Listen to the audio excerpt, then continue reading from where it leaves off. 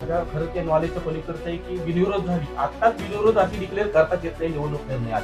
पूर्ण प्रकरण ऐकून याच्यामध्ये निकालच द्यावा लागतो. त्याच्याशिवाय निवडणूक प्रक्रिया जी आहे ती पुढे जात नाही असा कायदा आहे. निवडणूक निर्णय अधिकारी यांना आता मेलही करत आहोत की हे आम्ही अपील जे आहे ते जिल्हा न्यायालयामध्ये दाखल केलेलं आहे. नमस्कार. महाराष्ट्रातील विविध क्षेत्रातील बातम्या झटपट आपल्या मोबाईलवर पाहण्यासाठी लगेचच सबस्क्राईब करा राष्ट्रशक्ती लाईव्ह न्यूज आणि सोबत बेल आयकॉन प्रेस करायला विसरू नका.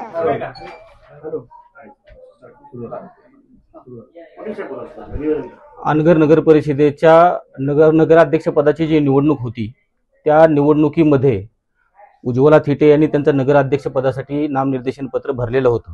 ते नामनिर्देशन पत्र बेकायदेशीररित्या तिथल्या निवडणूक निर्णय अधिकारी यांनी नामंजूर केलेलं आहे. त्याच्या विरोधामध्ये दाद मागण्यासाठी आज आम्ही जिल्हा न्यायालयामध्ये आलेलो आहोत. जिल्हा न्यायालयामध्ये आम्ही आमचं अपील दाखल केलेलं आहे. आता याच्या नंतरची जी प्रोसिजर आहे त्या प्रोसिजरनुसार व्यक्तिगत नोटीस कुणालाही याच्यामध्ये निघत नाही.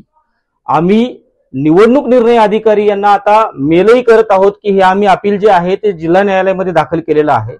त्याचबरोबर त्यांना आम्ही कुठे येऊन ते द्यायचं हे देखील आम्ही विचारत आहोत. त्यानंतर सुद्धा पुन्हा सुरक्षेचा मुद्दा येतोच, परंतु आम्ही मेलही केले आणि त्यांना व्यक्तिगत बोलून आम्ही ही नोटीस जी आहे त्यांना देत आहोत. आम्हाला तिथे जरी न्याय नाही मिळाला अशी आमची भावना असली तरी न्यायालयामध्ये निश्चितपणाने आम्हाला न्याय मिळेल या भावनेनं आम्ही या ठिकाणी अपील दाखल केलेलं आहे. नक्की अपिलामध्ये आपण कोणत्या मुद्द्यांवरती फोकस केलेला आहे, काय आपलं नक्की अपील आहे, काय सांगा? अपिलामध्ये नेमकं ज्या वेळेला त्यांचं असं म्हणणं आहे की आम्ही आदेश बघितला, आदेशामध्ये असं म्हणणं आहे की त्यांची नामनिर्देशन पत्रावरती जे सूचक आहेत त्या सूचकाची त्यामध्ये स्वाक्षरी नाही. आमचं असं म्हणणं आहे की प्राथमिक पडताळणी जी असते नामनिर्देशन पत्राची त्यावेळेला सगळ्यात महत्वाची बाब याच्यामध्ये अशी आहे की स्वतः उज्ज्वला थिटे आणि त्यांचा मुलगा सूचक आहे, त्या दोघांनी मिळून जाऊन त्या ठिकाणी नामनिर्देशन पत्र दाखल केलेलं आहे. प्राथमिक पडताळणीमध्ये त्याच ठिकाणी त्यांनी ते ऑब्जेक्शन आम्हाला सांगितलं असतं तर आम्ही त्याच ठिकाणी स्वाक्षरी करून दिली असती, परंतु याच्यामध्ये काहीतरी वेगळं दिसतंय. ते आम्ही न्यायालयापुढे मांडण्याचा प्रयत्न केलेला आहे. त्याचबरोबर प्राथमिक पडताळणीची छाननीची जी काही नोटीस असते ते लगेच आम्हाला देणं भाग होतं. भाग समजून घ्या. त्याच्यामध्ये कसं आहे की एकच नामनिर्देशन पत्र त्या दिवशी दिवसभरामध्ये जवळपास भरलेलं आहे असं दिसतं आणि अनगर नगरपंचायतची निवडणूक बाकीची जी आहे ती बिनविरोध झाली.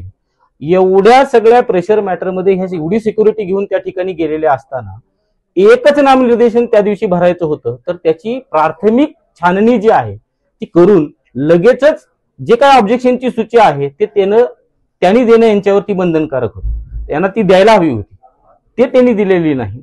आणि बऱ्याच गोष्टी आम्ही त्यामध्ये अपील अर्जामध्ये वेगवेगळ्या मांडलेल्या आहेत. आम्हाला न्यायालयाकडून न्याय मिळेल अशी आमची अपेक्षा आहे.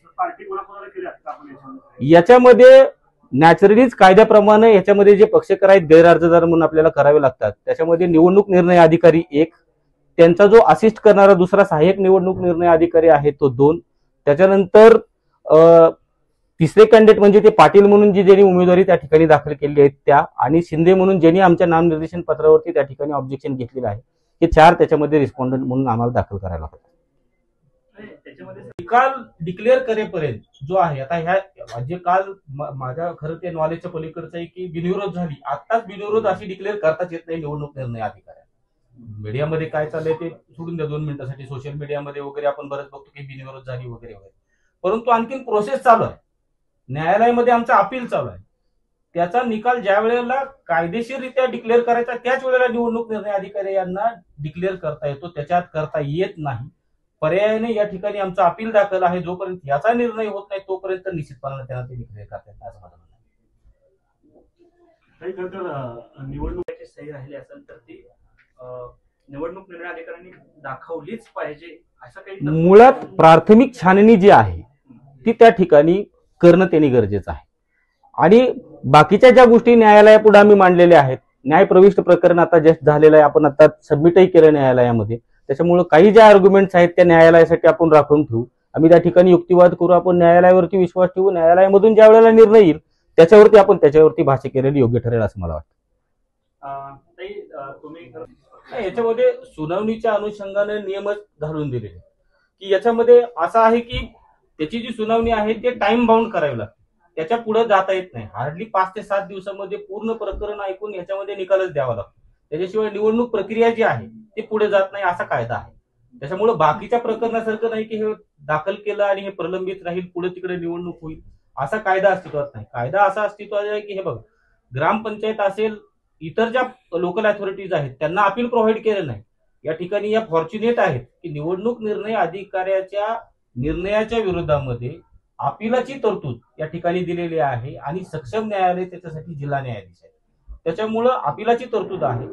टाइम बाउंड ऑलरेडी कायद्यानं घालून दिलेलं आहे की एवढ्या वेळेमध्ये हे प्रकरण त्या ठिकाणी निकाल लागणं गरजेचं आहे. त्याच्याशिवाय निवडणूक प्रक्रियाच पुढे त्या ठिकाणी जात. म्हणजे आता ही निवडणूक प्रक्रिया थांबेल